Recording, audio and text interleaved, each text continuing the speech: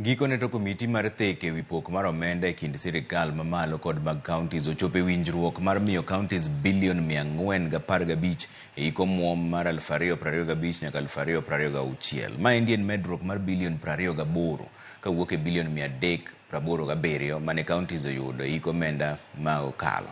Jafwambo marwa mar siasa Chris Owino lero nowachne. Chung motegno mar senators e medo sirikal mag kaontis omenda onyago lemo bang' komiti mar thek e kind od bura mamalo kaachiel kod od bura mar senet chopo e winjruok mar miyo kaontis bilion 415 e hik omuom manyien. We have been consulting amongst ourselves as members of the mediation team, both from National Assembly and the Senate, and I would like to report that we have made some very, very good progress.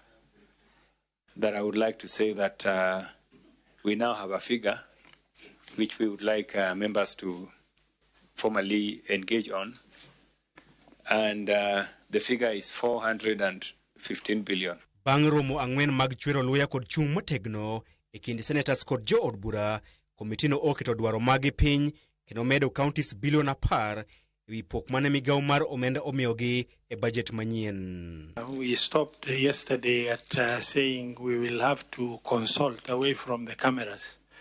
There's been consultation behind the scenes, and it has dawned on the Senate that,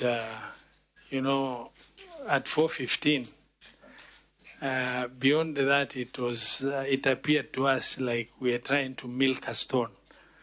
And finally, we have come to an agreement that we'll settle the mediation at 415 billion.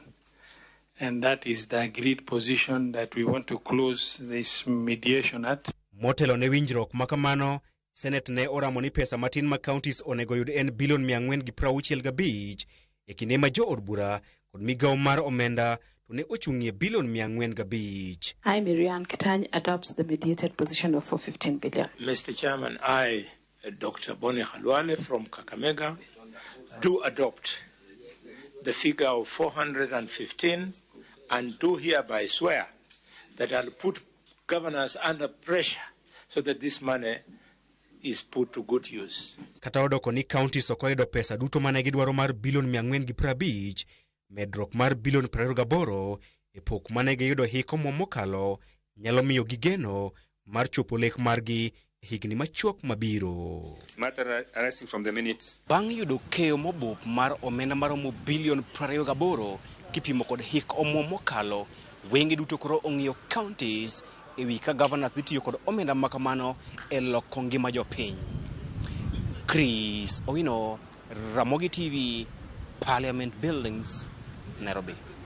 Bas wadhi yo moro machuo kudogo bang' daka matinda nukose orote magwe 3:6 wang'ien kaka wacho kaendi Kennedy kawuok Rarieda wacho ni obila go kik